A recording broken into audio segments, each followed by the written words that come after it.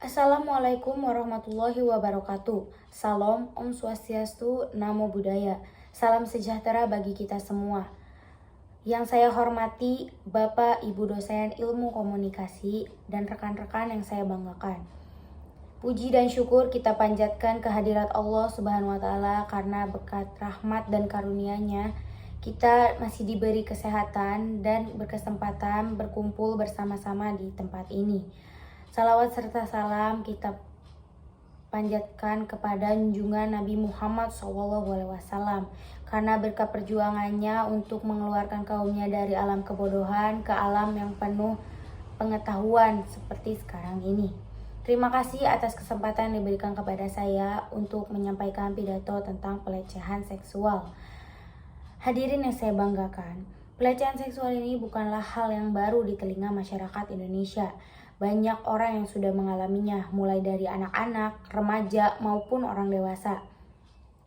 Pelecehan seksual ini sudah ada dari zaman dahulu. Tetapi kasus pelecehan seksual di zaman sekarang berbeda dengan zaman dahulu.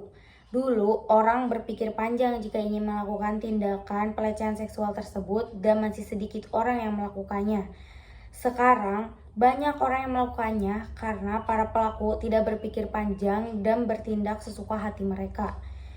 Salah satu kasus yang paling hangat yang sedang dibicarakan adalah pelecehan seksual yang dilakukan oleh public figure Gofar Hilman kepada penggemarnya.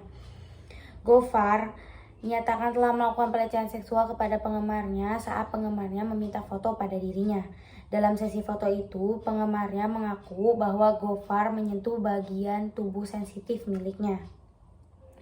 Tidak hanya itu, ternyata Gofar memang sudah biasa melakukan tindakan pelecehan seksual dari lama kepada para penggemarnya. Dilihat dari tweet salah satu penggemar, ia mengaku ia adalah salah satu korban pelecehan seksual yang dilakukan Gofar 3 tahun yang lalu. Tidak hanya public figure yang menjadi pelaku, ada juga public figure yang menjadi korban, yaitu Hana Rashid. Ia mengaku pernah menjadi korban pelecehan seksual di tempat kerja. Dalam penjabarannya, ia mengaku bahwa laki-laki dalam pihak produksi ada yang kurang ajar dan berusaha melewati batas dengan tindakan fisik dan verbal yang tidak pantas, apalagi jika ada yang memiliki posisi yang kuat. Pelecehan seksual ini bukan hanya terjadi di Indonesia. Pelecehan seksual ini juga terjadi dalam industri hiburan Korea Selatan dan Hollywood.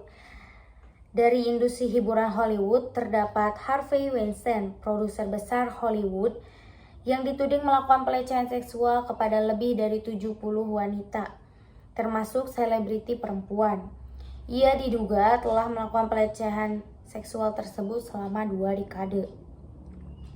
Dari kejadian pelecehan seksual yang terjadi, dapat kita tarik kesimpulan bahwa kebanyakan korban dari pelecehan seksual ini adalah perempuan.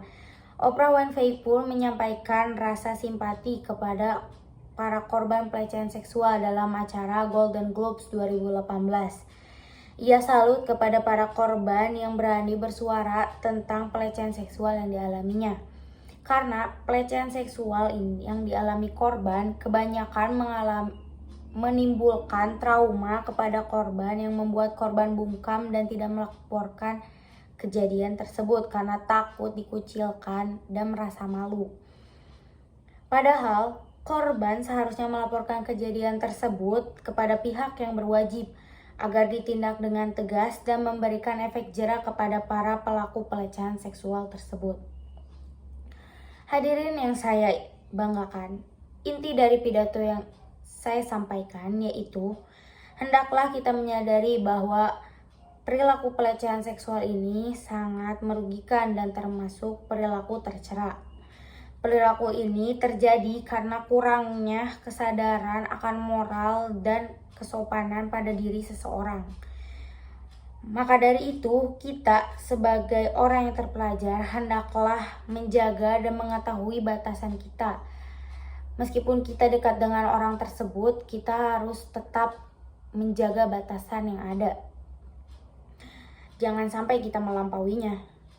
Akankah bangsa kita Indonesia bisa maju dan berkembang jika generasi penerus kita semakin dibiarkan terjerumus ke dalam hal yang tidak baik. So, let's together to dream, hope, and believe with hard work, spirit, and power of faith, region, and culture we can build this country. Marilah kita saling mengingatkan dan menjaga untuk menghindari hal-hal yang tidak diinginkan dan berani menyuarakan tentang pelecehan seksual yang dialami karena penyesalan tidak terjadi di awal peristiwa.